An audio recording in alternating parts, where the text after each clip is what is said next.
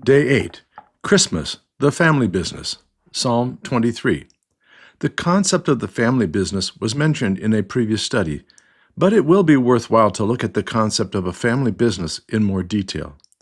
Have you ever seen a sign that says, "and sons"? Then at the bottom of the sign you will see a phrase like, "serving the community for X number of generations."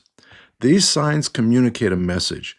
They suggest a business that is stable, reliable, pays attention to detail, and has a friendly approach to doing business. The family members have become part of their community, and people know what to expect from them. Decisions and work are made based on doing the best work possible at the best price, not simply to make money.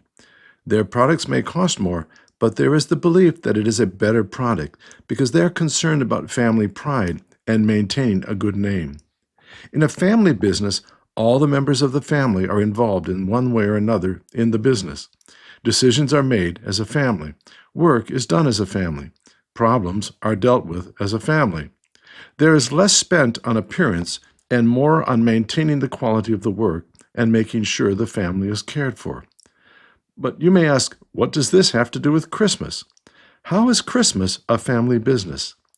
Take a moment to reread Psalm 23, and you will see what I'm saying.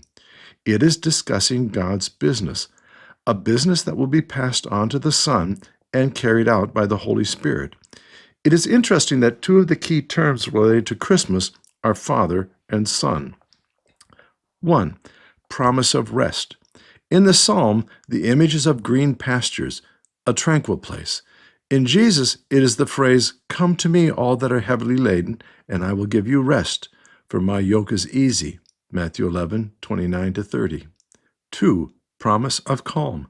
In the psalm, the image is of quiet water, a place undisturbed by trouble. In Jesus, we have his promise that he will bring peace, a peace the world doesn't understand. John 14:27. 3. Promise of guidance. In the psalm, it talks about being guided in the paths of righteousness. Jesus promises the coming of the Holy Spirit, the one who will guide and teach those who follow. John 14:16-26. 4. Promise of courage. In the psalm, the image is of a dark path and the ability to not be afraid. Jesus told his followers they did not to be afraid because the Father has decided to make them heirs. So there is no need to be afraid. Luke 12:32. 5. Promise of comfort. In the psalm, this is in the form of the rod and staff of the shepherd, tools designed to protect and comfort. Jesus promises to be with us always and to send the Comforter to teach us how to live. John 14:26, Matthew 28:20. 6. Promise of defeat of enemies. In the psalm, this is the table prepared for me in the sight of my enemies. They can do nothing to interfere with God's plans and provisions.